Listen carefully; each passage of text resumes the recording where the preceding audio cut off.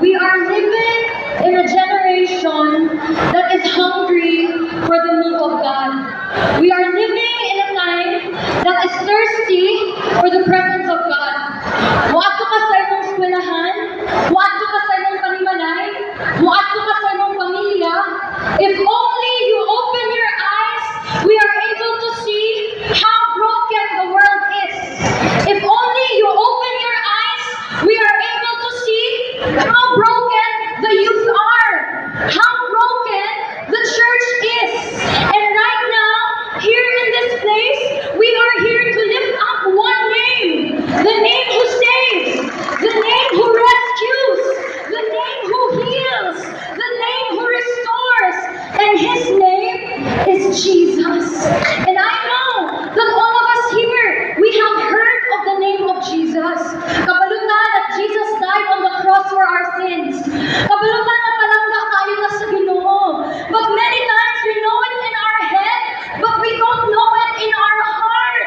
And the Bible says, people look at outward appearance, but the Lord is looking at the heart. Because God doesn't want your performance. Ang ginapakita sa Ginoo, dili lang tong gawas na pagdayeg, dili lang tong gawas na pag-attend, kundi katong kinabuhi na nabag-o. Kasi nakabalo ka sa ilo. Kasi nakabalo mo higugma. O kabalo mo sa mga batang diri. We are putting on a show.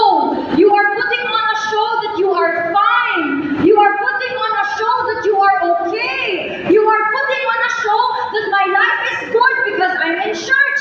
My life is good because I know Jesus. But when you're all alone inside of your room, when you're all alone in your school, when you are in your family, where is your life? Is Jesus seen inside of you? Because more than the crowds, more than the attendance, more than the outward appearance, God is looking inside the heart. And I may just be speaking to one person here who is sitting down in this chair. Nisulod diri, wala ko kabalo, gi-invite lang man ko sa kuang amigo, gi-invite lang ko sa kuang barkada. But let me tell you this, one moment in the presence of God can change everything.